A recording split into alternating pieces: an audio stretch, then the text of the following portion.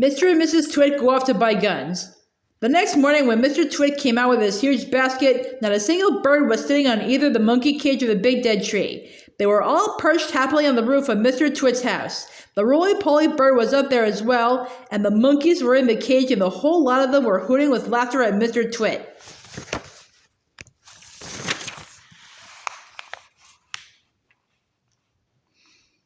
"I'll wipe that silly laugh off your beaks," Mr. Twit screamed to the birds. "I'll get you next time, you filthy feathery frumps. I'll wring your necks, the whole lot of you, and have you bubbling in the pot for bird pie before this day is out." "How are you going to do that?"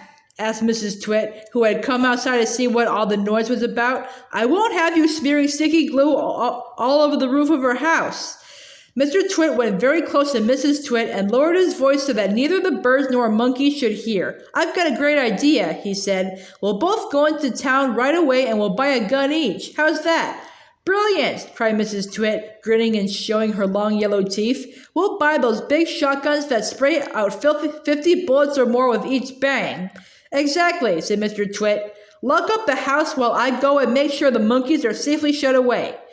Mr. Twit went over to the monkey cage. "Attention!" he barked in his fearsome monkey trainer's voice. "Upside down, all of you, and jump to it. One on top of the other. Quick! Get on with it, or you'll feel Mrs. Twit's stick across your backsides."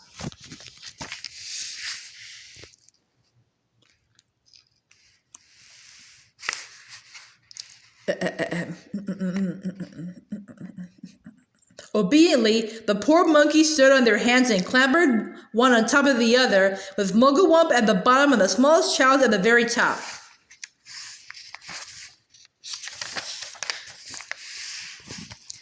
"Now stay there till we come back," Mr. Twit ordered. "Don't you dare to move, and don't overbalance. When we return in 2 or 3 hours' time, I shall expect to find you all in exactly the same position as you are now. You understand?" With that, Mr. Twit marched away. Mrs. Twit went with him, and the monkeys were left alone with the birds. Muggle-Wump has an idea. As soon as Mr. and Mrs. Twit had disappeared down the road, the monkeys all flipped back onto their feet the right way up. "Quick, get the key!" Muggle-Wump called out to the roly-poly bird who was still sitting on the roof of the house. "What key?" shouted the roly-poly bird. "The key to the door of our cage," cried Muggle-Wump. "It's hanging on a nail in the workshed. That's where he always puts it."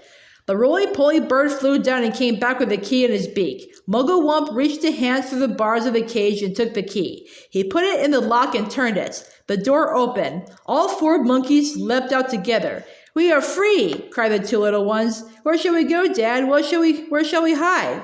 "Don't get excited," said Muggle-Wump. "Calm down, everybody. Before we escape from this beastly place, we have one very, very important thing to do."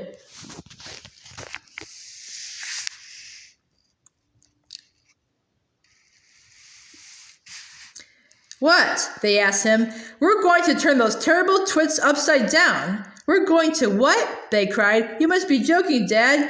"I'm not joking," Muggle-Wump said. "We're going to turn both Mr. and Mrs. Twit upside down with their legs in the air." "Don't be ridiculous," the roly-poly bird said. "How can we possibly turn those 2 maggoty old monsters upside down?"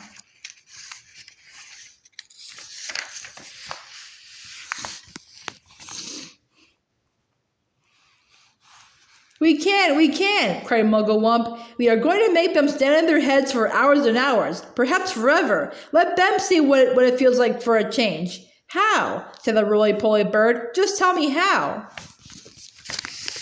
Muggle-Wump laid his head on one side and a tiny twinkling little smile touched the corners of his mouth. "Now and again," he said, "but not very often, I have a brilliant idea. This is one of them. Follow me, my friends, follow me." He scampered off toward the house and the 3 other monkeys, and the roly-poly bird went after him. "Buckets and paintbrushes," cried Muggle-Wump. "That's what we want next. There are plenty in the workshed. Hurry up, everyone. Get a bucket and a paintbrush." Inside Mr. Twit's workshed, there was an enormous barrel of hug-tight sticky glue, the stuff he used for catching birds. "Fill your buckets," Muggle-Wump ordered. "We are now going into the big house." Mrs. Twit had hidden the key to the front door under the mat, and Muggle-Wump had seen her doing it, so it was easy for them to get in. In they went, all 4 monkeys, with their buckets of sticky glue.